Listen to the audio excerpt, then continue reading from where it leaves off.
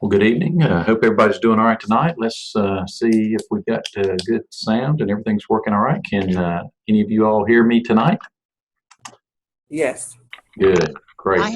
I hear you. Good. Thank you. Great. Thanks. Appreciate it. All right. Let's see. We've got, let me check, make sure who we've got here. We've got, obviously we'll have a couple more joining us here as class moves on. I hope all of you have stayed relatively dry over this last week and haven't been too damaged by the rain or the floods. Hopefully it's been south of all of us. Got a couple of students from South Carolina who've had some challenges this week, but hopefully you all are okay. Tonight we're going to have two presentations. The first will be, I'll be talking about making the shift to PLCs, and then Lauren will be helping us with changing the culture here in a few minutes. And we'll go over our assignments and our schedule for the next couple of weeks. We're heading into fall break in a couple of weeks, and so I want to make sure that's clear. Got a couple of things that you're going to need to be working on and planning for, and so we'll talk about that in just a bit. But again, tonight we're going to start talking about making the shift. So let me see if I can get my PowerPoint up here. Just a second. There we go. And hold on.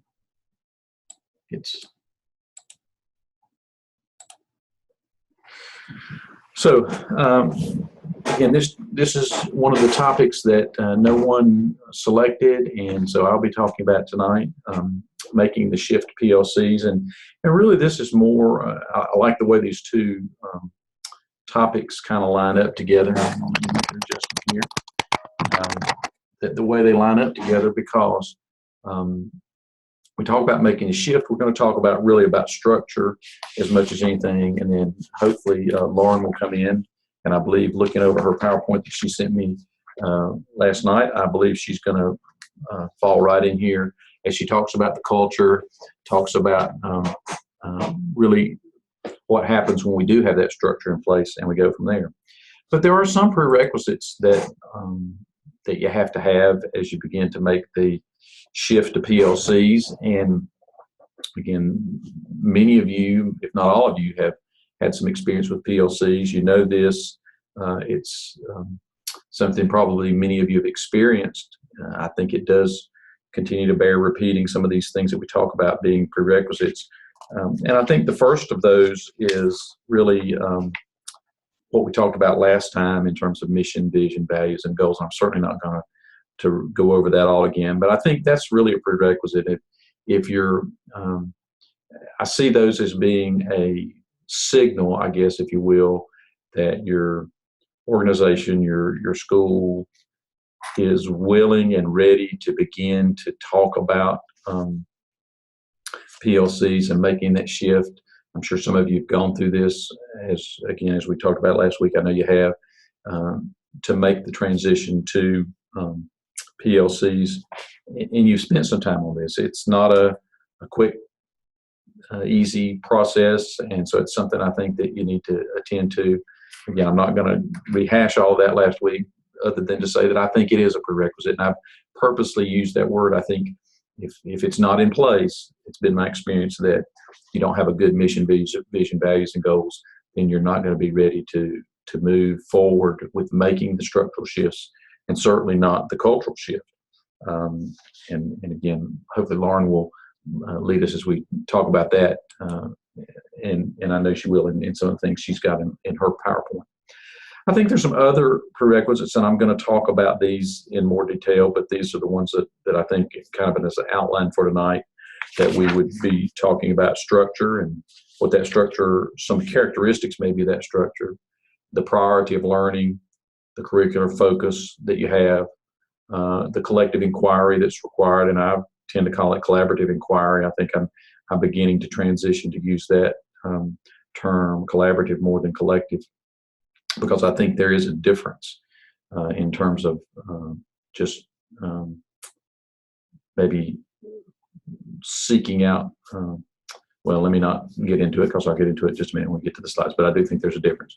Research and best practice, broad-based leadership, school improvement planning, and then a celebratory culture. Again, we'll talk a little bit about that here, and Lauren will talk a little more about that as she talks about culture, I believe. So I think first of all is an important conversation that we have to have about structure. How are the work groups in your school, if you're moving to PLCs, organized? Or if you are at a point where you feel like you have a good organizational mission, vision, values, and goals, but you're really working to make your PLCs more effective or more high performing. How are the work groups in your school organized? I think sometimes that it's been my experience in talking with principals about their implementation of PLCs, and certainly being involved in implementation of some PLCs at the district level and doing some training for that. I find that sometimes we take a round peg and a square hole, or vice versa, however you want to look at it. We take the structure of groups that we've had on our campus and we try and shoehorn those into this new notion of professional learning groups, professional learning communities. And we really don't have that. And we'll hear Dufour talk about it in just a minute. Really, the what he says are difference between groups and teams. But this really goes back to Colin's work about getting the right people in the right places, get the right people on the bus and in the right seats on the bus. Do you have the right people in the right places? I think that's a key factor as you begin to think about making the shift. And sometimes I've had to advise principals as they've worked on some of these things that you really maybe need to work on your school leadership or your school structure, the way you're organized around grade levels or classes. That may not be as appropriate as it needs to be. As you think about, and somebody, we're getting some talking in the background, so if you can check our microphones there, thanks. But have you made the transition you need to make in terms of moving from, say, having departmental chairs to really having functioning teams? I think certainly the structural piece, you've got to look at communication. Is it effective? Sometimes we need to get our own house in order as school leaders about the way we communicate. I do believe PLCs are much more communication intensive. I think again, it's been my experience that we have to have some structures where people communicate.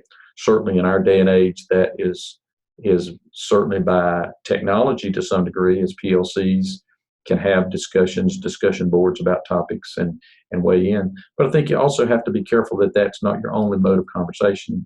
I don't think PLCs, at least in my experience, can be effective unless there's some time sitting around a table face to face. I think there's just, at least in my experience, I've not seen PLCs that are totally electronic that work. Now, you probably prove me wrong. There's probably some context where that works, especially with situations like we have around technology now with things like Zoom. You can probably get around some of that. But I think that way you communicate is effective. It has to be effective. I've seen principals who wanted to do all their PLC work by memo or by proxy, having somebody else to do that. And so I think that's important. The next is, are there good leaders? And by that, I don't mean necessarily a good principal and assistant principal, but I mean, are there good leaders in the school and good leaders on every group, every team? And I've become, and this was even highlighted in today in a dissertation, final defense for a dissertation, as we were talking about teacher evaluations and the use of the new North Carolina educator evaluation system and EBOS and some of those things, and feelings of teachers related to evaluations. As we were talking about leaders, I think the leaders in PLCs have to be a different kind of leader. It's not the head of the PLC. I think there has to be leadership among people. And by that, I mean there can be people who lead who are not sitting at the head of the table or are not running the meeting. There are people who have influence. There are people whose words have credibility, whose opinions and ideas have credibility. And I think you need more of those with PLCs than certainly we would needed with prior kinds of structures in place. That means that we've got to have people who can again communicate effectively, but can think through, who can lead other people's thinking to the right place. And that's a different animal. And so I think structurally that's important. How do we allot our time? I think that's becoming more and more of an issue as schools have tried to implement PLCs on the cheap, so to speak. They've tried to do PLCs maybe after school, on borrowed time, when they could steal a moment here. And certainly you can do some of the work that way. But I think, if we're not willing to examine our structural and the way we deploy time within the school and make some changes in that, PLCs are not going to be effective. And so, as we make the shift, I think using that time as a variable, and I know many of you have developed schedules in your schools, and I see that all the time as principals are developing schedules that give some dedicated time toward doing what needs to be done to restructure the school in terms of PLCs. If we're not willing to look at that and consider how we allocate time and make some changes there, then I think our structure is probably flawed for our PLCs. And then, is there a schedule to your structure? And that's a little bit more of that same thing, but I think that means some regular times for collaboration. I don't like to call it meeting. I think it's collaboration time. There are times for reflection. I think sometimes, especially as I've watched interns, particularly at the master's degree level, one of their artifacts requires them to implement PLC. And I've just kind of chuckled inside and been dismayed at the same time as people have used that as an opportunity to have, a meeting a week for 3 weeks, and then they think, the PLC's all done. I think you've got to structure your time. You've got to have a schedule to that there's time to meet, time to reflect, time to work, time to practice. The whole notion of professional learning communities is they're about changing student learning and ultimately student outcomes.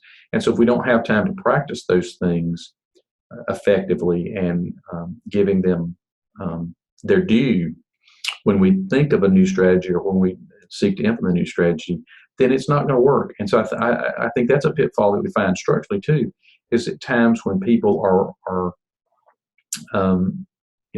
they have a meeting today and they want to meet again in 3 days to see if the things that they're implementing are having any impact. And certainly there are certain things that we can do in PLCs that can have that kind of immediate impact. But most of the time, the hard lifting that we're going to do in PLCs is going to need some time to implement, train, develop, reflect, collaborate, feedback, and follow a cycle of some kind. That cycle is going to be different from every school, I think, and for probably every PLC. So you got to be willing to differentiate your structures within a school. It may be that this PLC is working on this project, and they maybe need a structure that says we're going to meet, an hour a week, or we're going to meet every other week, and our time frame for this work is going to be the whole year. And another, it may be that the time frame for this work is going to be just a semester.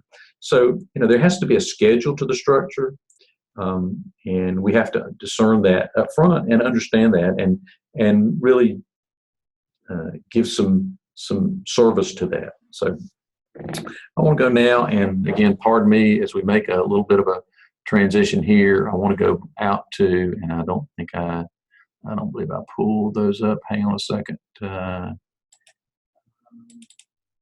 me go back over here and get this very quickly, if I can. Here we go. Make sure I got the right one.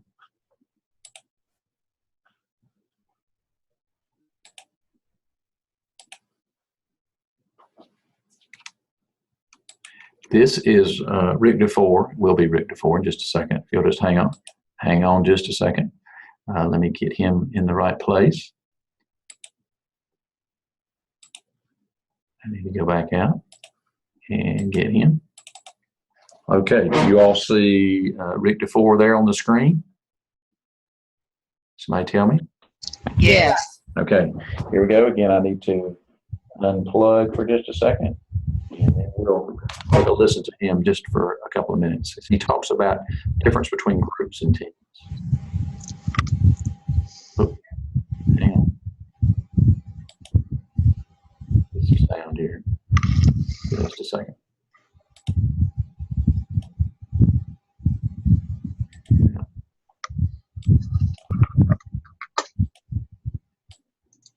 There we go. Let me back him up and restart him. Well, you're not hearing that, I don't think, because I'm not hearing that. Are you hearing him speak? No. Okay, hang on. There we go. Now, if we get him too loud and bust your eardrums, y'all, hold on. There is a difference between a group and a team. We ask people to define team, and inevitably they say, oh, a team is a group of people who work together to achieve a common goal. And if that were true, then a 40,000 marathon runners would be a team. They're people who are working together in close proximity to all pursuing the same goal. I want to finish this race, and we can say that they're a team. But I don't think anybody would argue that a group of marathon runners are a team. Something is missing. Here are the elements, the three elements that you must have if you're really going to be a team as opposed to a group. You must be working interdependently. We must create interdependent relationships. I can run my marathon and I can achieve my goal regardless of what happens to anybody else in the race. But if I were a member of a team, I would have to rely on other people in order to achieve the goal. And they would need to rely on me. So we would have an interdependent relationship. We would have a goal. You can't be a team without a goal. And it would be a goal for which we are mutually accountable. That would make us a team. And unfortunately, in schools all across America, we have settled for working in groups as opposed to truly creating collaborative teams. Now, here's an analogy that I think makes the most. Here are two of the greatest athletes ever to play in their respective sports. I don't think anybody can disagree with that. Tiger Woods and Michael Jordan, clearly two of the best who ever played their sports. And when they turned professional, ironically, both of them announced when they turned professional that they shared the same goal. And the goal was, I'm turning pro because I want to win championships. That's how I'm going to define myself. I want to win championships. Now, when Tiger Woods steps onto a golf course to compete in a tournament, he's never working in isolation. He's always part of a group, a collegial, congenial group. That foursome on the golf course, those other golfers that are out there, they can get along just great.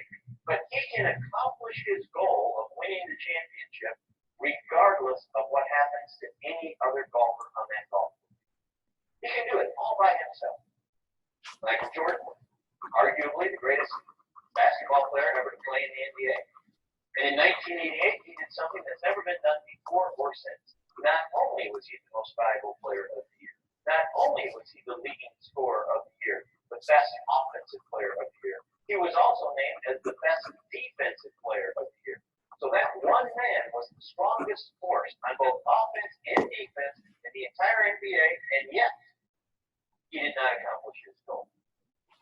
Nor did he accomplish his goal for any of the first 6 years that he was in the league. Now, why not? He was just as skilled and gifted in basketball as Tiger Woods was in golf. Why wasn't he able to accomplish his goal? Because Michael Jordan was a member of a team. Tiger Woods is a member of a group. There is an enormous distinction. Jordan had to rely on other people to accomplish his goal. And until that team could gel, they couldn't accomplish is gold, no matter how brilliant he was. Now, you may be the Michael Jordan of teaching. I doubt it, but you may be. My point is, no matter how brilliant you are as an individual, that does not mean you have a good team or even a good school. It's going to require a collective effort. So here. Okay, so hang on a second. Plug back in here. DeFore talks about, how we are interdependent, and I think that is, again, that was one. Hang on. Not sure what that is. Hang on. Let me close that out. And hang on, let me get my PowerPoint back up here. So that's a part of structure, is that that being a part of a team, not a group. It's collaborative. I think I like to hear him talk about that. I think that's part of the structure that we have to have. We have to have that collaborative structure that we need. We can't operate as part of the whole world. We have to have a team, and that structure is important. So let's move on. The next point I think that DeFore makes and that I agree with, and some of this is his work and some of it is my thoughts and opinions. So I want to say that up front. I'm not just talking about what he has to say, but you've got to ensure that the priority is learning. And that means a shift from a focus on teaching and teachers to learning and students. And that's, again, as you who've done PLCs know, and as you learn and as you continue to do PLCs, it becomes a constant reminder that you've got to shift from thinking about what we're doing as teachers to focusing our professional learning on students. What is it that we need to learn to be better at helping them learn? And so, we're shifting that focus. So much of what we do in schools has been to focus on our own teaching. And again, that's a part of it, but it's focusing on what do we expect students to learn? What is it that we believe they should learn? How will we know when they're learning? Back to that old thermos example. How will we know that they're learning? What can we do to make sure they're learning? And how can we measure and acknowledge learning improvement? I think this is a place where many wayward PLCs take the wrong fork in the road, so to speak. We're going to have a book study, or we're going to study this topic that really doesn't relate to the priority, which is learning and ensuring that students are learning and making it a better experience for students. How will we, know that they're learning? And I think that's important, that we're making sure that we're focusing the curriculum. Certainly, Common Core has been about this, to focus the curriculum on what it is students need to learn, and we'll talk a little bit more about that as we talk about streamlining the curriculum. What is it that we need to do to streamline the curriculum? We've got to do our own research, and I think PLCs have got to be structurally set up so that we can conduct research, and that may seem like an out-of-place term, I think, but I think what we're doing is conducting research in PLCs. If you have if you have PLCs that are functioning in your school and they're not conducting research, then they're really not functioning at an optimal level. And that can be research that's within the school. It can be needs assessments. It can be taking the data that you have and doing some research on that, evaluating the data that you have. But it can also be going outside the school to research best practices and things that are going on. I don't mean to undermine the notion of a book study. That may be a very appropriate activity, or reading monologues or manuscripts or journal articles or some piece of research, that may be very appropriate, and it may be very appropriate for the PLC to look at that data and study that data. But that can't be the only focus, but it needs to be a part. And so, we need to focus on what students are expected to learn. We need to ensure that the content is focused and taught at greater depth, not greater breadth. And again, that's what the Common Core was designed. We've had a great situation in our schools and certainly in our state as we've tried to implement Common Core. It was a fertilized ground for the PLC work that we wanted to do. Some of that has been damaged now with the things that have happened. I certainly think we'll come out of this with at least some focused curriculum that is again broad, that is again greater depth but not as broad.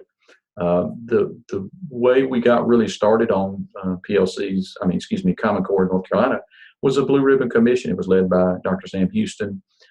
Actually, at one point was superintendent in Mooresville. I worked for him, but he led a Blue Ribbon Commission that said our curriculum is way too broad. We need to get more specific, go deeper in. Some of Willard Daggett's work and others, Howard Gardner and others have led us to that. But we need to ensure that we have greater depth in our curriculum. We need to ensure that as part of our PLC structure, we need to assure that our assessments are collaborative. That's part of the beauty of this notion of doing research and streamlining the curriculum and researching what is best practice with regard to curriculum instruction and pedagogy. It is about assessing in a collaborative fashion. And so, we need to do that. And we certainly need, as a part of the PLCs, to have a plan for student assistance, how we're going to help those students who are not functioning. Again, and I'll back up back to the shift. The priority is a focus on student learning. So then we need to develop collective inquiry. I think I want to call that collaborative inquiry. We can have collective inquiry that is not academic or that is not at the intellectual level that it needs to be. We need to, as I said earlier, focus on best practices based on collaborative research. We're all out there as a PLC learning and growing, and it's that notion if everybody in the group and on the team, as Dufour says, if everybody on the team is not reflecting on the work that we're doing as a group and is not growing, then the PLC will not be as effective as it could be. So we need to think about the impact of that collaborative work on the student learning. We need to collaborate, and then we need to include reflective dialogue. Again, this is perfect for me today in the afternoon that I've had in that doctoral defense that was looking at the evaluation system. We talked in great detail about reflective dialogue, and that so many times our teachers now want you as principals and assistant principals to come in and say, here's what you need to do to fix it. And PLC work leads us to understand that teachers, we need to give them some feedback on what they're doing, but there needs to be reflective dialogue between the administration and between the teachers and those leaders that are sitting elbow to elbow in the PLC to help the learning that's taking place become something that's implemented and applied. There needs to be leadership within the PLC. That's critical. And again, I talked about that earlier. I don't think I can emphasize that enough. There doesn't need to be leadership leading the PLC from the administrative standpoint. It doesn't need to be just that kind of leadership, but there need to be leaders around the table. And hopefully, if a PLC is structurally working optimally, then that leadership will be shared. Everybody will have a point within the operation of the PLC, that everybody is a leader at some point. So I would ask you, those of you who have got PLCs that are working and you're struggling to make them better, how are you ensuring that everybody is a leader at some point, appropriate at some point? Sometimes we know we'll have people that are leading and they're leading us at the wrong direction or in the wrong way. So how do you ensure that you've got that critical leadership? I think that's important. That is part of the reflective piece of structuring our PLCs in a way that they can be optimal. And those are hard, crucial conversations, to borrow a phrase. The PLC has to be functioning and able to address that. And so, those are some things that may have to happen before your PLC can become fully effective. My experience in working with teams and having a great deal of training in working with teams, team-based training going back 20 plus years, really part of that is developing a code of conduct or a set of expectations. I hate to call them rules, but things that it's going to be our code of conduct, and that's what I've called them in PLCs and functioning teams, is a code of conduct that says, we're going to respect, and those are different for every team, but that's something you sit down and do as soon as you begin to formulate, what are our expectations as a group going to be? We're going to value everybody's opinion. We're going to hear other people out. We're not going to discount other people's opinion. We're going to focus our attention on student learning. We're going to focus our attention on the student caps, whatever those things that we need to put in place that will cause our team to work. And so, I would question if you've got teams that are working, have you set out that structure to ensure that, that there's a good collaborative work environment, and that's what that code of conduct can do. Oops, I went too far. You need to attend to both research and results. You need to, again, and I don't want to belabor this point, and I've already talked on it a bit earlier, but you need to know through research what works best. You need to evaluate those approaches that you're thinking about using as a team. You evaluate them collaboratively, and know how they are going to affect student learning. Don't do them if you've not done the research. PLCs are not guinea pig time. It needs to be informed work. And then you may step out on a limb, but you've done it in an informed fashion. As you keep that impact that it's going to have on student learning really the primary focus. You need to think differently about leadership, and I've already alluded to this. It's kind of hard to talk about these things, at least for me it is, without kind of going back and forth within them from a structural standpoint. But you've got to have that cadre of leaders, that group of leaders. And again, I don't think it's an understatement to say that everybody in the PLC needs to be a leader in some fashion, in some way. Part of that may be the way you structure the PLC groups. You don't put all your high flyers in one place. You don't put all your domineering people maybe together.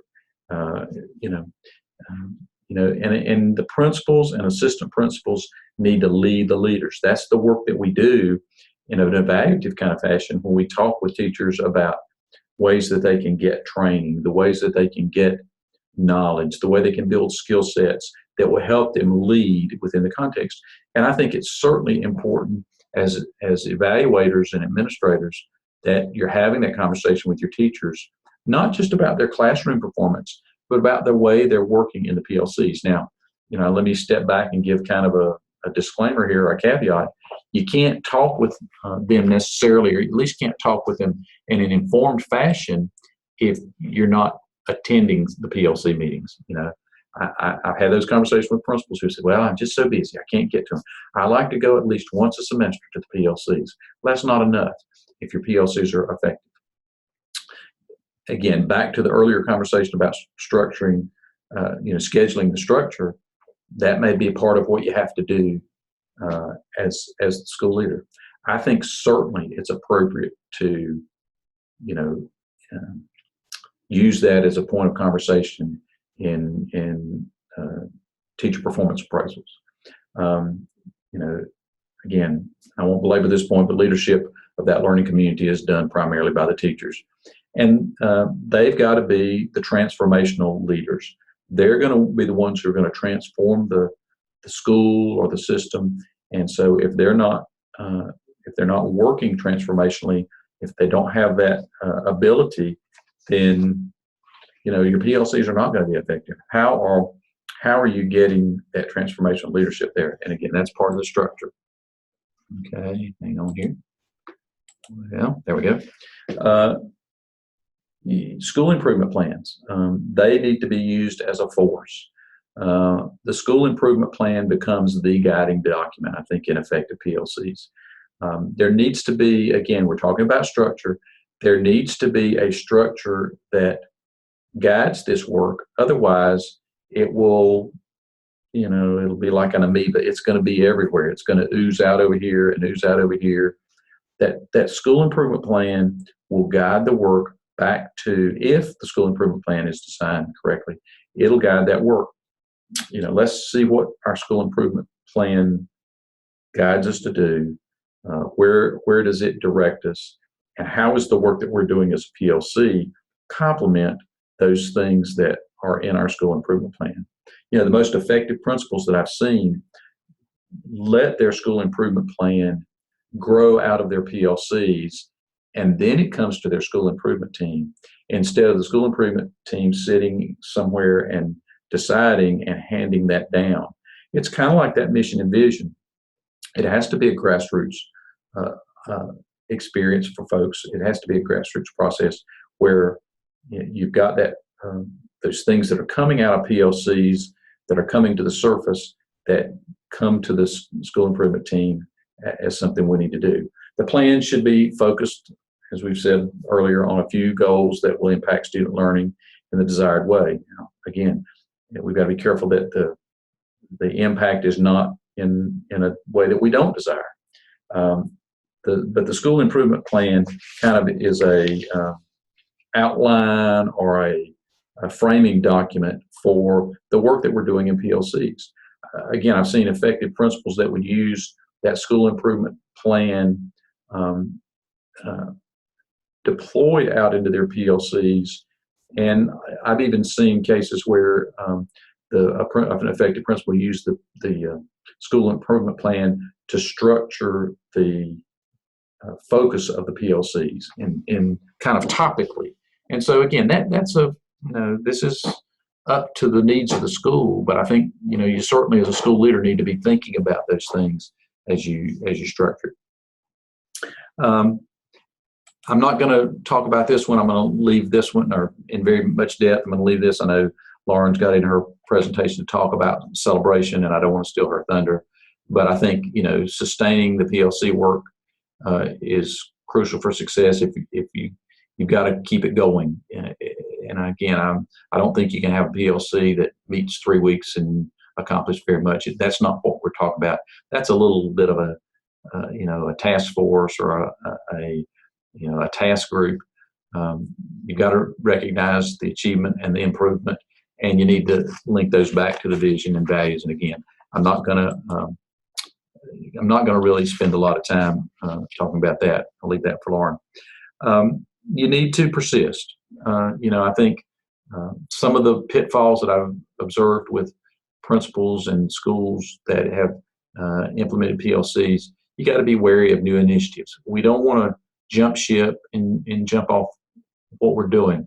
I think we're the world's worst in education of looking for the latest flavor coming along. We're going to get off that bandwagon and get on another one. We need to make sure that if there are new initiatives that we're taking into the conversation of the PLCs, that there are things that we believe are appropriately, that fit appropriately in the dialogue and the conversation, and that there are initiatives that we think we can handle and maintain within the structure that we have. Now, back to what I said earlier, that's going to require some research. It may be that they're best practices. And it may be that there's something we need to do, but are we at a position that we need to do it at this point? You know, and only if they advance the vision. If they're advancing that vision that we have for being the, you know, top performing school in North America, then we implement them. We don't implement them just because they're a fad or because somebody else is doing it. We got to protect the vision and the values and address those situations that distract from it. Again, I think that goes back somewhat to the code of conduct within individual PLC teams.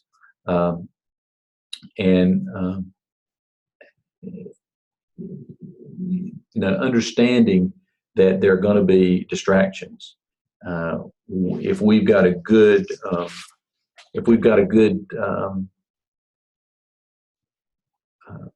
leadership culture, I guess, within our schools, PLCs, then there's going to be that almost defensive protection, kind of like a mother, you know, bear protecting her cubs, that says this just doesn't fit with who we are and where we are and what we're trying to accomplish. And you know, this is a distraction rather than something that's going to advance our vision and advance us.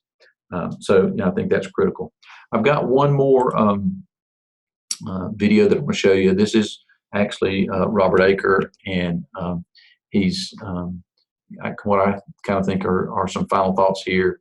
Let me get out of this and close that and go back over here. Hang on just a second.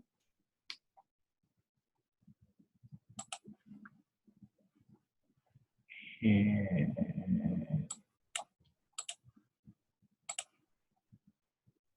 just a second.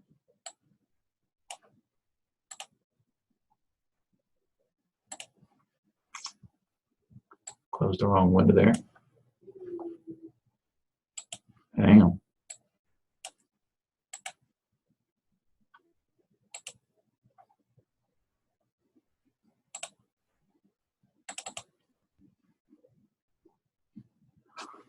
Okay. I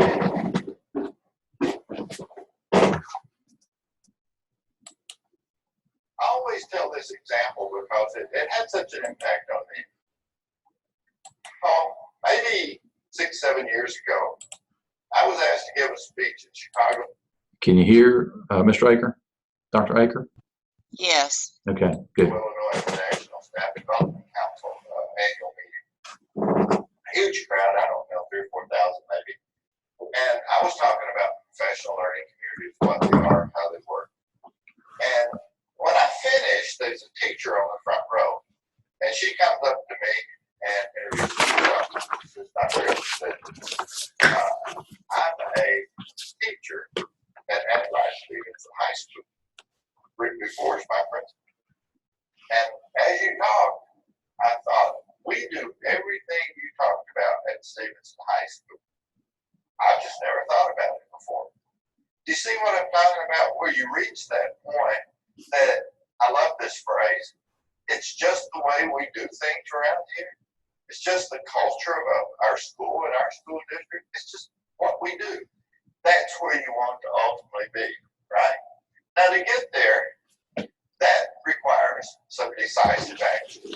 One of the things we've learned about this journey is somebody has to get it going. Somebody has to start. Quality of bottom-up ownership depends on the quality of top-down leadership. It goes something like this. You start off by learning about, knowing about PLCs, and all that's highly directed, usually from the district office or somewhere, a principal or somewhere like that. But as you start doing the work, faculty and staff will begin to take more ownership. But when you get into real deep issues, you drill deeper, those issues that really affect student success, things like Tom Gusky was talking about in terms of homework and grading and all those tough issues, the faculty and staff will begin to take more and more ownership. Now watch this.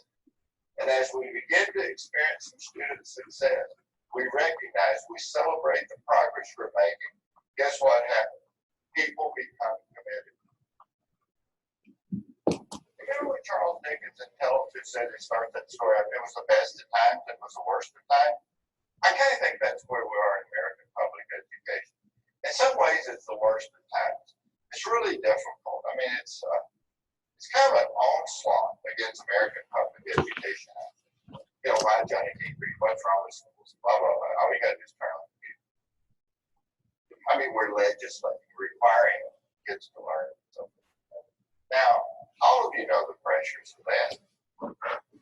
At the same time, I really do believe this is the best of times for American public education, and here's why.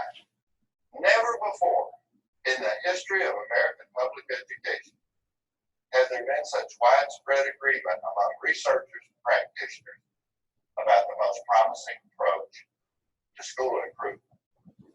I'll tell you a little about it. That was a little personal thing here. I think it was yesterday or the day before, Jeff mentioned a book that Solution Tree published a number of years ago called On Common Ground. That book was the genesis, really, of a conversation Jeff and I had in Georgia. What's unique about that book on Common Ground is the variety of people who wrote chapters. This is kind of who's who in American public education. People who have taken kind of dramatically different approaches to their careers. And yet every one of those people, when we asked them about, what do you think about professional learning communities, the way to improve school? Guess what? Every single one of them did. Oh, that's the language. That's the way of thinking that we all agree on. Whether we're Rick Stigan, Bob Marzano, Larry Lazat. You see what I mean? All of those people rally around the idea that professional learning community is the way to think about school improvement. So what does that mean for you in the room? If you really mean it, now I think that's the key. Do you really mean it when you say you want all kids to learn and learn at high levels? If you really mean it, you need to develop a deep, rich understanding about the professional learning community concept. You can't just have sort of a fleeting understanding of this. Oh yeah, I've kind of heard of that. You've got to know this and know it at deep, deep levels, right? And then here's the interesting part. You've got to have the self-discipline, right? To infuse those practices in the culture of your school.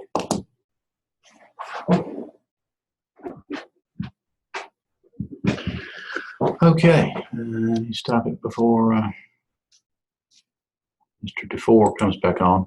If no other reason, I like to hear Aker present simply because he talks like a Southerner, and you know, that DeFore is from up north a little bit, Midwest, I guess, and Aker is from over Middle Tennessee, and so he kind of is down home. But he says some things there. You know, that's just the culture of who we are. That's how we do things. I think he's talking really about structure, the structure of you know, getting that good structure in place. You know, he said real deep issues. The faculty takes ownership, and that's what we're talking about here. Is having in place a structure that will allow the faculty to take ownership and will encourage that ownership and will facilitate that leadership. And so, you know, I think that's crucial. He says, finally, you know, if you really mean all kids can learn, you have to know that at a deep level. You know, and I think that's just a great point. I'm going to stop there. Are there questions? Are there comments? Are there things you'd like to add? Something that you think that I left out in that quick overview of making this shift?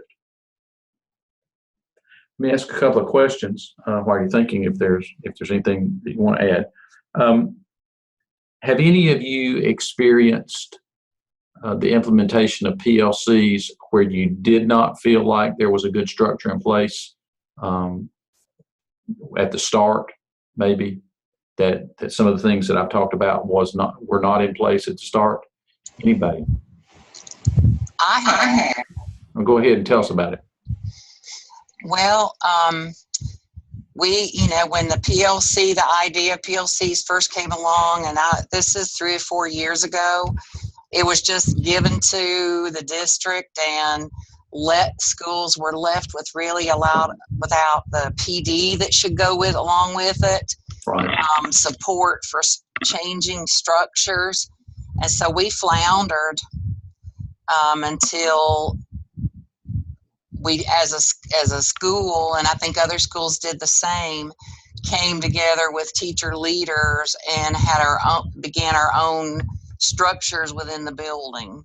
And that was about 3 years into the process. Yeah, and I didn't say, I'm glad you brought that up, Jen. I didn't really say, I do think there has to be some, I hesitate to use the word training. It's almost like you have to have some awareness counseling at first. You have to have that, some initial leadership that gets you to the point of saying, I don't know what I don't know, or we're not doing what we don't know what we're not doing, kind of thing. But there has to be some professional development too. Sometimes it's been my experience, and we've done some of that in the systems where I've been superintendent. Principals, I guess part of what worried me was they relied too heavily on protocols, and certainly that's an appropriate thing to have. But at the end of the day, if you don't have some of these characteristics of structure in place, the protocols will be just ineffective. So thanks for sharing that. I think that awareness of where it can take in and that professional development is important. So I think you guys have made some strides there. Anybody else that would share? Well, I think we kind of dealt with the same thing when we first tried to implement it across the county. There was some minimal training, and it was just said, okay, you've got to do this. And so I know that I was in the classroom then, and that kind of left everybody with the feeling like, whoa, how? Right.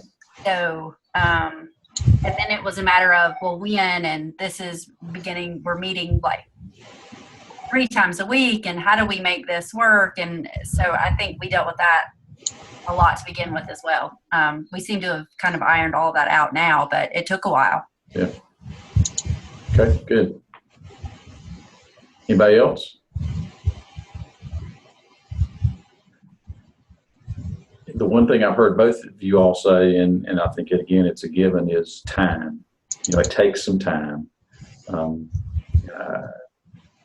That sometimes we have people who think, well, I've been, we implemented PLCs last month, and we're seeing, change. This is a long process. It's a process that takes some time. So that's good. Thanks y'all for bringing that out. Okay, let's move on. Our time will be gone. Lauren, I hope that I set you up okay for your part to talk to us about change in culture. I think certainly the both of those videos, at least particularly the Eckert video, is one that kind of sets us up for culture. And so if you're ready to go, you tell me how you'd like to proceed. Would you like to operate the PowerPoint from there, or would you like me to do it here? You just tell me. It doesn't matter, whatever's easier. Well, I tell you what, let's give it a shot with you doing it. Okay. I will turn me off, and I'm going to go in and make you the host. So you are now the host, and that means I can't do a thing. So you need to just pull up your PowerPoint. Oh, okay. On your computer. And then if you will go down to the bottom if you will hover near the bottom of your screen, it should say share screen. Okay. And you'll then click on your PowerPoint, and the box that comes up, we should see it. Okay. If this doesn't work, I got it ready on my computer to bring up. But Oh, wait, hold on a minute.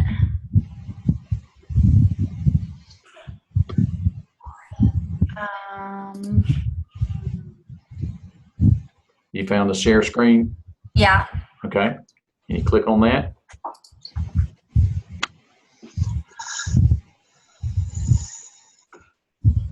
Aha, you got it. we can see it now. And so if you'll just start it like you normally would and play it from the beginning, we'll be good to go. I don't know. Something happened. Hold on a minute. Let me try it again. We saw it. It was there. I know it went away. Well, it must be something you did. Okay. Try it Can again. you can't see it. It takes just a second for it to come up. You go to the share screen and click on it, double click on it again. Okay. All right. Let's see. Hold on a minute.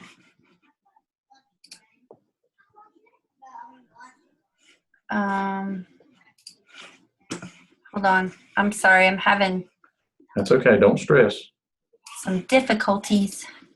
I want y'all all to get a chance to try and do this. Again, I understand it's a little bit clunky here as we're learning it, but I think this can be a tool y'all can use. So if you can get it, fine, we'll let you use it. If not, I'll be glad to show it.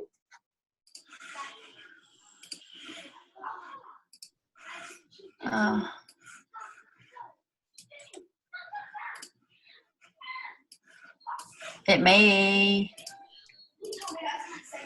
All right.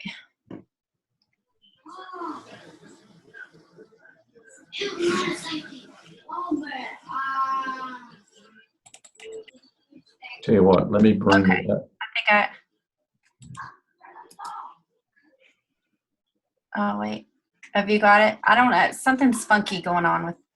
Okay, hang on. I don't have a problem doing it. Okay. Just let me take back over the host.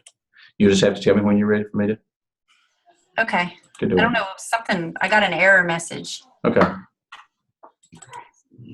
It's technology. You're supposed to get error messages from technology. Well, exactly. Hang on. All right, let me see if I got it here.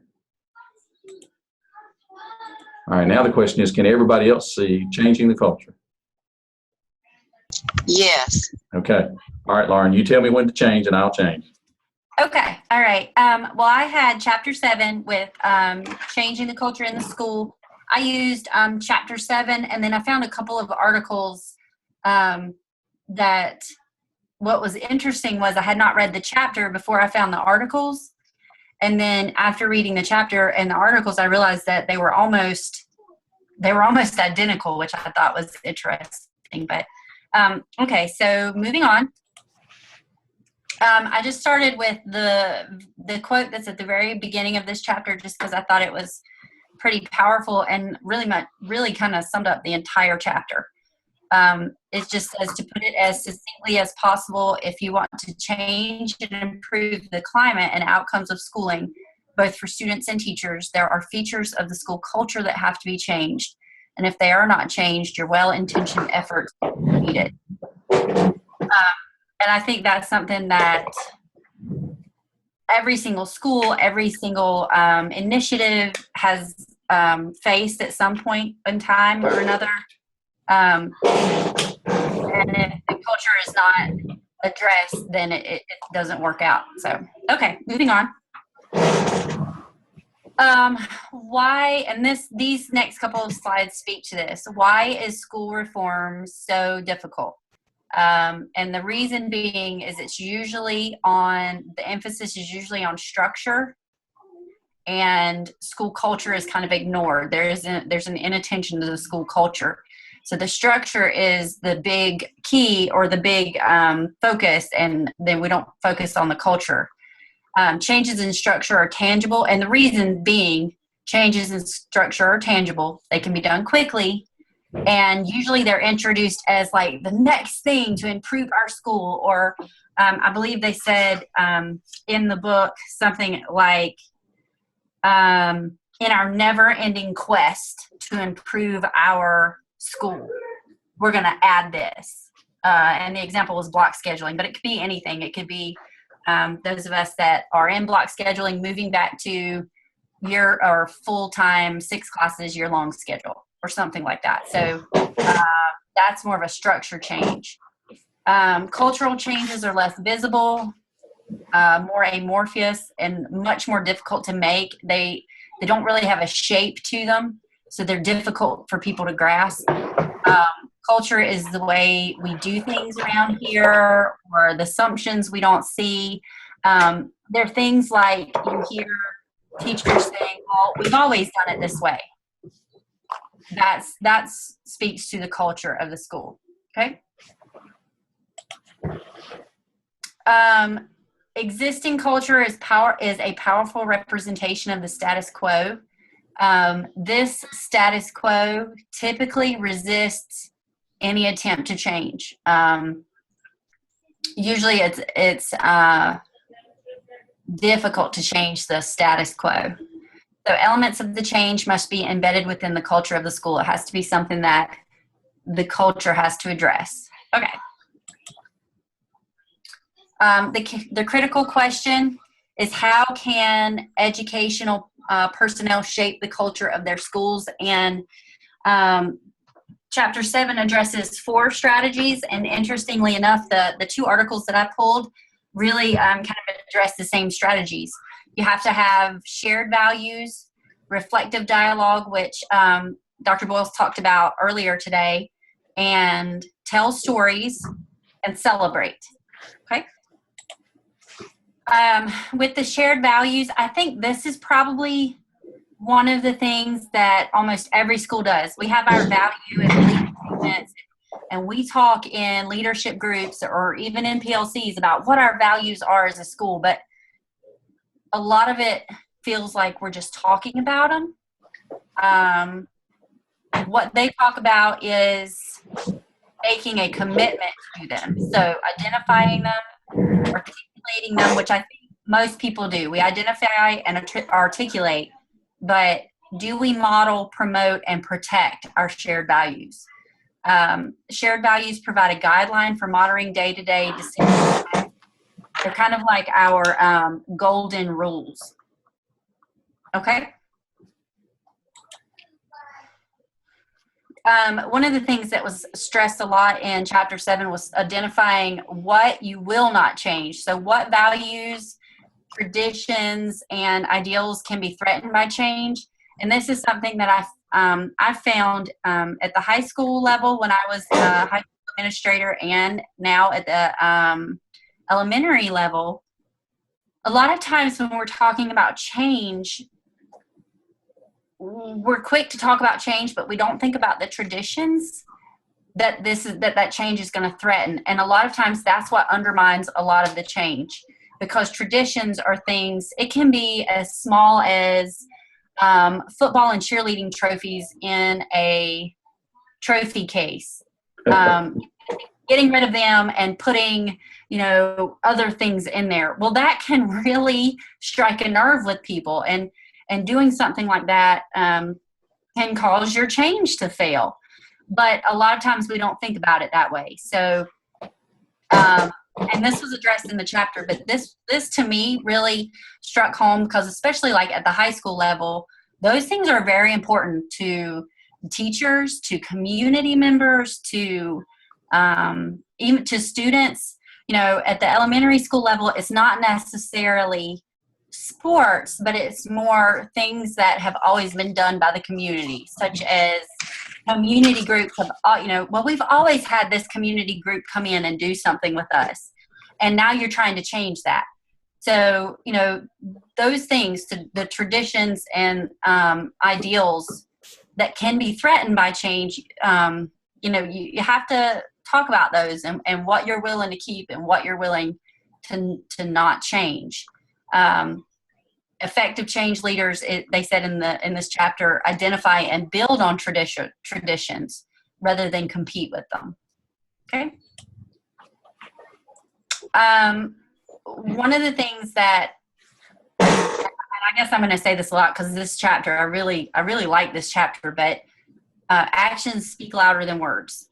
And I say that, or I find myself saying that to my 9-year-old a lot. Like, I'm telling him things that I have to be careful about what I'm doing, because I'm giving him mixed signals if I tell him, no, you can't do that, and then I turn around and do it. So it's the same thing with anytime we're making a change. So if we're saying, well, okay, teachers, you need to be more interactive with your students, but as the leadership team or as the administrative group who's bringing out this change, if we're not interactive with our teachers, then we're telling them to do something, but we're saying, okay, do as I tell you, but not as what I do.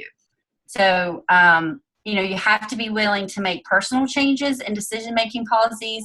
Staff members, they're not fooled by the claim of a collaborative culture. And then when you get in every faculty meeting, all you're doing is lecturing, making announcements, and warning them not to do something or telling them how to do it. That culture of respect is undermined by imperious or demanding or angry emails or voicemails. Those things can undermine any efforts that you try to do. I don't know the exact statistics, but I've heard this, you can have you can do 100 positive interactions, or have 100 positive interactions, and one negative interaction completely wipes those out. So, that's that whole actions speak louder than words thing. Okay, moving on.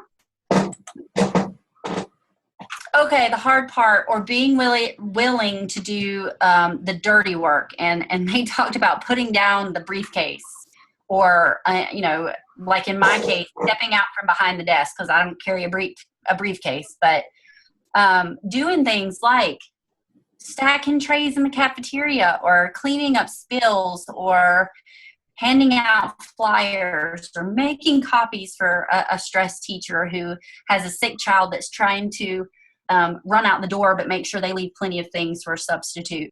Doing those things can subtly speak to we're all in this together kind of culture. We're here to help each other, and anything that needs to be done. I'm not just here to observe you and give you feedback. I'm here to help. So, doing those kinds of things, that's what they were calling the dirty work, and getting in there and showing, again, that's that whole actions speak louder than words, showing your faculty that you're willing to put in the work that they're doing too. Okay. The second strategy was reflective dialogue.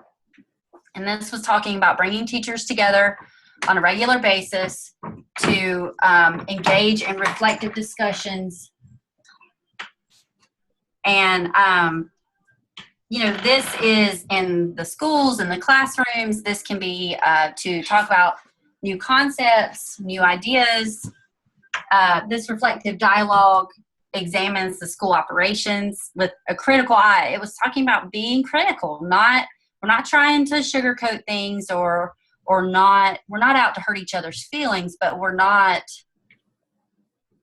also not trying to kind of gloss over things. I added in here, from one of the articles that I read, it talked about taking pictures, like with your smartphone or a camera or whatever, of things in the hallway, like pictures posted, signs posted, materials, doodles on notebooks, and laying those things out and kind of seeing what kind of message that the school is telling that we may not focus on a day-to-day basis. Okay. And then along with this is talking about looking for those discrepancies. A lot of times what we don't notice. So we're looking at the big picture, and we're trying to bring about this change and to make the culture a positive place, but we're not noticing things. And those things are what shapes the school culture. And it was talking about, well, are our posters that are up, are they negative or positive? So for example, and I'll use myself as an example, I was a computer or a business education teacher, and I had a lot of computer classes, and one of the signs that I put up for years was just a flat out no eating and drinking in the computer lab. And I never really thought about that being negative, but the way this article talked, that could come across as a negative message. And what were ways that I could say that in a more positive way, such as, please treat the equipment in the classroom as you would treat your own equipment at home, or something like that. Something with a more positive vibe, instead of just saying no eating and drinking, or however you could address flyers that are hanging up around your school. But it talked about what kind of message that is sending to students and to staff, and messages that we don't necessarily think about. Okay, moving on. Reflective dialogue is critical to the change effort. Without it, your change is not going to happen. So there were three things that they discussed in Chapter 7 that were critical to this. And the first thing was, without reflective dialogue, most teachers will have difficulty sustaining the energy needed to improve teaching practices. They need to talk to somebody about what they're doing. And they need to have honest and open conversation, not just, I don't know what you can get in the teacher lounge sometimes, just that negative conversations about the way things are going. They need to be able to share their ideas and not have someone kind of shoot them down without listening to them. The second thing critical to the change effort is that without systematic forums, so without that reflective dialogue, without the PLCs to ensure this reflective dialogue, educators, they will not be able to make meaningful changes. So it's talking about, if we're making teachers do this by themselves and not have an avenue to discuss what's going on, they're not going to be able to make that change. Okay. And then the last thing under the reflective dialogue was that it is very important. Reflective dialogue is a very important strategy for changing school culture. And it has to have it is a purposeful attempt to make conscious that which is unconscious. So meaning we're making a purposeful attempt to try to discuss the things that are an issue in our school, things that we might not necessarily think are an issue initially, or that are bothering us, but we're not consciously aware that it's a concern to us. And it also gives your stakeholders a voice. So it gives students and teachers and staff and parents and community members a voice in the change. Okay. And then telling stories. And when I first read this part, I was like, well, this seems pretty easy. But I thought it was interesting how all the examples to begin with in the book are negative stories. And I kind of chuckled to myself because you hear them all the time. And I'm just as guilty about saying some of them as anybody else that I hear these stories from. But it was talking about that telling stories helps to clarify, explain, reinforce, and instruct groups' views of the world, interpretation of events, and what appropriate conduct is expected and who to follow. Okay? Some examples of stories that prevail more oftentimes than not are the story, we're okay, but they're not okay. Or we care too much to worry about learning. So we're so concerned about these kids that we just can't get to the learning part. We've got to get them taken care of. The one that you hear a lot is, if it isn't broke, don't fix it. So our school is making growth every year. Why do we need to change anything? Nobody knows the troubles that we've seen. It sounds like that song, Nobody Knows My Troubles. And then solidarity. We're in this alone. Nobody knows what we've had to deal with. Or they don't make kids or parents like they used to. This just isn't this generation. These kids, these parents, they're just not like they used to be. Or like with a new change initiative, well, we've been there and done that. It's going to come and go. Okay. What the chapter talked or spoke to was taking these stories, this conversation that you hear, and turning them into a positive strategy, using these stories to influence the culture. to express and amplify, and validate the principles of the PLC. So what it gave, it gave a pretty big example in here, but I didn't put it on my PowerPoint, but it gave an example of a high school that every faculty meeting, they took a portion of their faculty meeting to share something positive that had happened with either an individual teacher or a team of teachers. Those examples were where a history team or group of teachers had decided to offer an AP course to sophomores, which had never been done before. So they, worked on that together. They got the curriculum. They worked on pushing the children, and this group got a 96% pass rate on the exam, or they all earned honors grades on the exams. So they talked about this in the faculty meeting, and they shared this with the other faculty, and they cheered them on, and they talked about how exciting that was, and about how as a result of this, other curriculums such as English or departments had decided they were going to try to offer some classes to sophomores.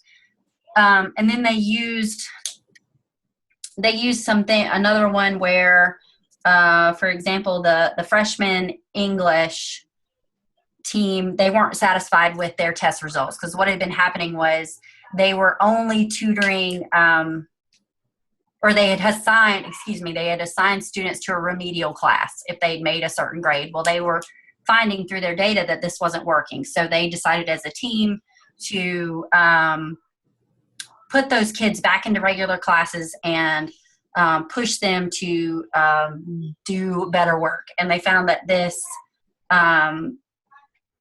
they got great results from that nobody received below a C. So what this was this faculty or this administration was telling positive stories, and they were patting teachers on the back and giving other teachers examples of things that they could do that would be positive. And they were showing how these PLCs or these groups of people were working together, and they were using these stories to influence that. Okay. They also felt like celebrating, and you could kind of tell in the chapter, this was the largest section of the chapter, that this was one of the most important strategies. We all like to be patted on the back and told that we're doing a good job. And this is one of those ways that you can do that. Celebrations, ceremonies, rituals, they reveal a great deal about the school's culture. If you have ever been at a school that doesn't ever celebrate each other, which I've been at a school like that, it's not a real great place to work. You're not real excited about being there. I've also had, thankfully, the chance to work at a school that really celebrated its teachers and its even little successes. And this was a good place to work. People were happy about being there. People, were constantly, you could hear it in the hallways telling each other, I saw you with a group of kids the other day, or congratulations on ROTC winning an award. I mean, they were constantly congratulating each other. And I think that was a direct result of the administration or the leadership team making a kind of directed approach at celebrating things, good things or positive things that were going on in the school. And it was talking about how this can be reveal a great deal about the culture. It shows the past and the present, how it's linked. It reinforces positive behaviors. It also shows what assumptions are present and what is valued. So, when you're celebrating things, that shows what you value. Okay? Recognition of individuals or groups is contrary to the existing culture of most schools. And I've been a part of this too. When I coached, you kind of would get this from some kids. Celebrating or patting individual kids on the back, a lot of times you get that feeling from other ones like, well, I work just as hard as she does or he does. Why don't they recognize me in the faculty meeting, or there's jealousy, like, well, that principal just likes, she was an English teacher, so she just likes the English department. So, and a lot of times that's why administrative teams or leadership teams will kind of stay away from recognizing individuals or groups. But the chapter really talked about how you need to kind of get past that. Know that that's to come, but if you're clear with your celebrations, you can head some of that off. Okay? Why celebrate? Recipients feel noted and appreciated. Individuals are more likely to believe their work is significant, feel a sense of achievement, motivated to give their best efforts. I was at an EVOS training all day today, and the gentleman. Sorry. Oh, I'm sorry about that. thanks. Well, actually, I was kind of hoping to like really understand how to use the reports today, but anyway, the gentleman talked about how they had polled one of the schools that he worked at, or no, this was a poll up in New York, I believe it was, and they said that something like 90% of the teachers said they would rather work for an administration or leadership team that felt like they would kind of back them or appreciated them than they would work for a significant pay increase. And I think this is very true. People will be very loyal and work very hard when they feel like they're appreciated and when they feel like that their work, that people believe in them and that their work is significant. Celebrating courses, shared values. You know, again, it shows what's important, because if you're going to celebrate it, obviously it's important. And then one of the things in the chapter really talked about, you have to make sure that your celebration is not just to celebrate. It's not just to get together and say, yay, we did well on our test. It has to be well constructed. It has to, you've got to pay close attention to what you're celebrating to make sure that you are sending the right signals. You are showing teachers, okay, well, you know, this teacher went above and beyond with their class. This is what what we want everyone to do. So it's reinforcing that specific behavior. Again, it provides examples. It can be motivates others to engage in similar behavior. It can also fuel momentum. You know, increases the likelihood that the effort will be sustained. But one of the things it talked about is making celebrations fun. They're a celebration. Have a good time with them. You know, there's no reason not to have a good time with a celebration. Okay? And then how to celebrate. So you want to clearly state the purpose of the celebration. You know, make sure that the rationale, it needs to be clearly explained and on a regular basis. You don't just say at the very first faculty meeting at the very beginning of the year, okay, we're going to celebrate, I don't know, something that we find important. And that's the only time you talk about it. You need it, you know, you need to make it clear every single time that you're celebrating whatever it is as to why. Why are we bringing this up? Why are we recognizing this person?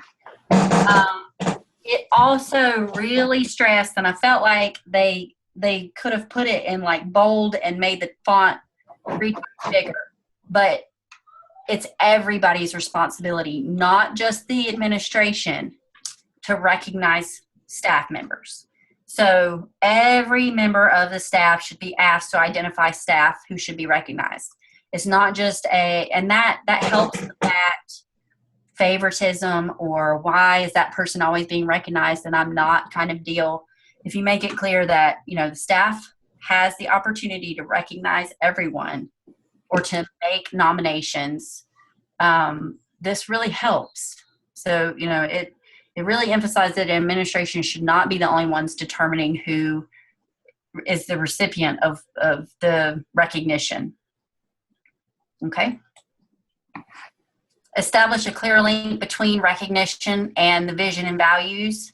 You know, staff needs to understand that the recognition is connected to the values or the vision. Otherwise, that recognition seems random, like we're just picking things to be excited about. Make sure that you create opportunities for lots of winners. There needs to be a wide distribution of winners for the program to be effective. And, you know, recognition in itself creates that kind of intrinsic motivation. So if I've been recognized as, I don't know, using project-based learning in my classroom, that's going to motivate me to do it on a more regular basis. Because if somebody saw that I was doing that, I know me personally, I wouldn't want to let them down and not do it again. So that, celebrating and recognition creates that kind of intrinsic motivation. Okay. Well, one of the things that I didn't put on my PowerPoint, but it did talk about in the book, you don't have to give monetary amounts to people for recognition. We don't have to say, well, because one of the things that it talked about people might be afraid of when we start recognizing people for doing a good job or for whatever it is that we're recognizing them for, the thought might be, well, oh, this is a move towards merit-based pay or something like that. And, it cautions you don't have to give things to people as a way to recognize them. Just creating a certificate and recognizing them at the faculty meeting, or just having them come up and giving them a candy bar or whatever, or just being recognized in front of the staff. That all works. It doesn't have to be something where you spend a lot of money or any money to recognize people. All right. The final cautions were: do not ignore structure. We talked about how we focus on structure and not on the culture, but we can't forget about the structure when we're trying to focus on the culture. Focusing on changing the culture doesn't mean to ignore things like policies and procedures and rules and relationships. All of those things are important and they have to stay in place. Policies and procedures that result in teachers working in isolation will make efforts to create a professional norm of collaboration more difficult. So if we have policies and procedures in place that are going to make teachers feel like they're not supported, or they're in their rooms and nobody's there to help them, it's not going to matter what you do to change the culture, because it's that's going to undermine things. And then the last two things: changes in the culture can result in a re-examination of the structure. So are our policies right? So if we feel like this is important and we want to change our culture, are our structures causing us not to be able to do that? And then changing the culture is not a one-time shot. It's not like getting the flu shot once a year. It's one of those things where you have to constantly kind of get a feel for what's going on and take those pictures and lay them out and look to see what kind of message that we're sending to all of our stakeholders. And we have to do that on a constant basis. Okay. And then, those were my references, but the two articles, just in case you wanted to know, one of them was Changing a School's Culture from the Ground Up, and that was from Education Week. And then the other one was Leading to Change, How Do You Change School Culture? And that was from Educational Leadership article. Okay. Very good. Are there things that Lauren has talked about that anybody would like to discuss or add to, or any questions?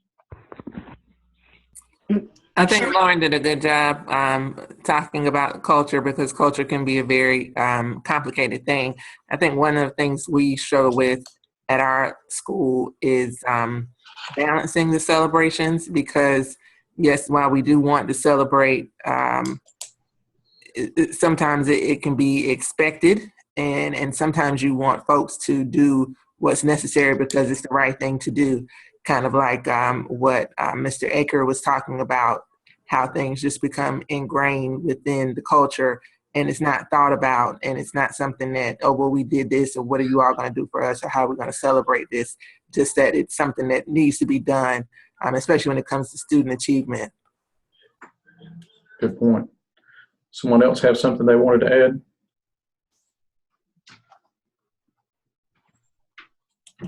I was just going to say, I'm sorry I feel like I talked forever, but. No, you did a good job. Good job covering it. And you did a good job of kind of tying what I said early on about structure back in at the end, and that was good. I think, these are bookends, or at least parts of the continuum that we're going through. You've got to get the structure in place, but that's a given. Then you've got to work on this culture that you've done a good job, Lauren, of laying that out. I think, as I think about this whole conversation about culture, I think it goes back to relationships. We've all seen and perhaps worked for leaders that didn't have a relationship. And, that's key. It goes back to me to the stuff we did the very beginning of the semester when we talked about the international school situation. We're talking about trust, and trust is what it's all about. And I think that's part of this whole notion of relationship. A couple of things you pointed out in here that I thought were I wanted to highlight one more time. I think you pointed this out, that sometimes we hijack PLCs for business, and they've got to be almost like our, daily quiet Bible study time. They've got to be sacred in that we don't hijack those PLCs away from the team members. Again, I say that I'm almost at a point where I wish we would outlaw the term PLC and come up with something else. But I do think it's got to be special time. It's got to be relationship building time for those who are part of it, and time for that leader to build, the school district or the school leader to build some relationship time there. It's important. Another one, and I think I mentioned this book last week, but I want to make sure if I didn't that I do tonight. It's Leaders Eat Last. It's by Simon Sinek, a good book. You mentioned the fact that we've got to be servant leaders to build that relationship. I did that as a school superintendent, and I didn't know I did it until I read the book and looked at. I would always be the last one in line, and that was kind of the motherly, fatherly instinct in me. I didn't realize it was something that people noticed until as I came here in Cleveland County and was doing it, and it began to be something that central office people who were on the team with me really looked to as a point of service. They felt that I was serving them by waiting last, and so it's those small things. And the point I'm not pointing me up, but I'm saying it's those small things that we do that sometimes we don't even notice that build those relationships, and that's good. I want to share with you one more thing, and I hadn't thought I was going to do. I didn't realize I was going to do this, but as you've gone through that, Lauren, it reminds me of a movie that we watched with our daughter a week or so ago. And have any of you seen? I think the name of it is MacArthur, USA. Have any of you seen that movie? It's got Kevin Costner. Anybody seen that movie? Nobody? No, I haven't seen it. Well, the problem is, I think it's rated G, so that's why you guys haven't seen it. Y'all are watching those other movies. But I think it's a Disney movie. It may be rated PG. But it's, and I won't steal the thunder, but Kevin Costner is a coach, a teacher and a coach. And it's about his relationship in MacArthur, California. I believe is the name of the place. I believe it's MacArthur, USA is the title of the movie. But it's about his relationship with a group of students who get involved on a sports team. And I'll just leave it at that. And I think sometimes our sports analogies are overused, but this one is really one that draws in teaching young people and putting students learning there at the beginning. But it's really just a poignant example of teamwork and how that teamwork comes together. It would be one that I would say that would be, if you're looking for something to have a point of discussion, it may be something that a team would want to watch, maybe excerpts of it, the whole movie, or your faculty. It'd be a great back to school movie. Especially if you're dealing with poverty, it's about that. But I would just commend it to you, and I would say watch it all the way to the end, to the credits, because you watch it to the end and you'll get one story. But if you watch it all the way through the credits, which a lot of times people don't do, our family's weird. We stay in the movie theater till lights come back on and the sound's gone from the screen. We watch movies to the end because sometimes there are neat things you see at the end.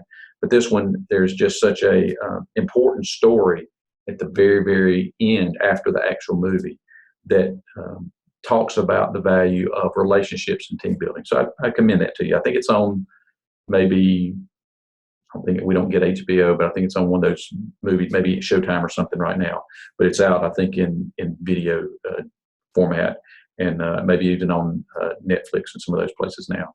But it's Kevin Costner. It's good movie. I would commend it to you.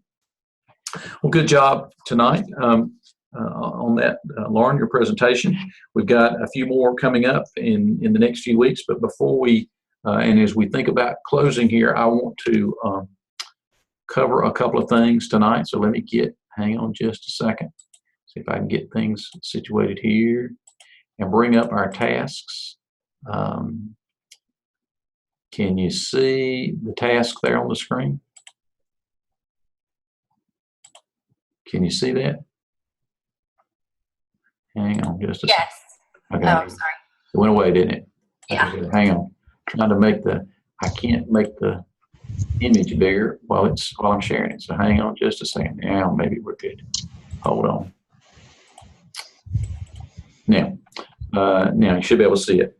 I want to share a couple of things related to our coming weeks of assignments here. Let me get down here where we can get it all on the screen. Hold on a second.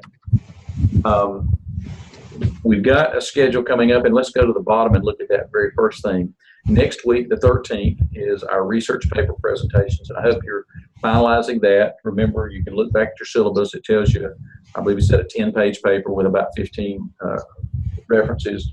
And again, you all know me. I'm not so hung up on if it's 14 or 16 or 18 references. I would just want to make sure that you've done some good work at looking at the literature that's out there about your reform topic. I know some of you have intentions to transition to bridge to the doctoral class, doctoral cohort at the very end, and certainly I would encourage some of you to do that. If you do that, you're going to need to be doing some of this literature review kind of thing, so this is a good place to keep those skills honed up. But next week, I'll ask each of you to be prepared to present your reform movement research paper.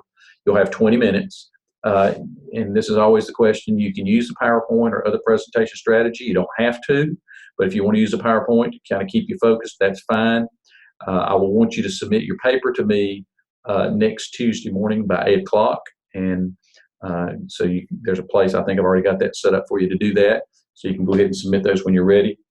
So that at least I won't have certainly time to read all of them before the class, but I can at least look over them and get a good little bit of a feel. So if I have any questions about it, I can ask those. So that's for next week on the 13th. Again, down at the bottom of the screen, you'll see on October the 20th, that's fall break at the university. So you get a fall break. If your class was on Wednesday night or Thursday night, you wouldn't get that week off this semester, but you do. So that's good. So that'll be coming up the 20th. And on the 27th, I've got another assignment for you. And I want to talk a little bit about that tonight before we leave, because I'm open to hearing you all tell me how you'd like to do that. It's a redesign, what I call a school redesign activity.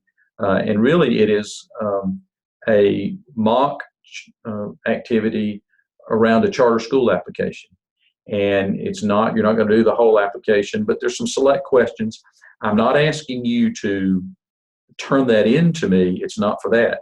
But I want you to use that as a springboard for the week of the 27th class for you to share with us your idea about a charter school. If you were the Wizard of Oz and you could create your own school, and we use a charter just because that's kind of the world we live in now. But if you could create your own school and create a charter, then what would it look like? What would be the focus of that? And the reason I put this at this point in the course is we've talked about reforms elsewhere. You've had an opportunity to do your reform paper. You'll hear some of your classmates talk about some of the reforms that are out there. And so I want to see what your thoughts are on just redesigning a school using any of these topics we've talked about, or some that we've not talked about, maybe an idea that you have for school. And so there's a dozen or so, maybe 15 questions that will guide your thinking in that. That assignment is already available for you in the Class 7 folder on Blackboard, and so you can see that. And there's a front sheet that tells you exactly what which questions will guide your thinking there. Now, I'm comfortable with each of you doing your own and us having 6 of those, or I'm comfortable if you want to work in pairs. So you give me some feedback. I know online, if we were having live class, I would let you work in pairs, but I know sometimes that's problematic when we're spread out across the state. So if you'd rather work as individuals, that's fine, or if you'd rather work in pairs. Does anybody have a preference? I know that I won't be a very good partner, so I probably need to work alone on this one. Okay, and that's fine. Confession's good for the soul. So if you, anybody that really feels a strong need to work in a pair, or everybody feel comfortable doing it by yourself?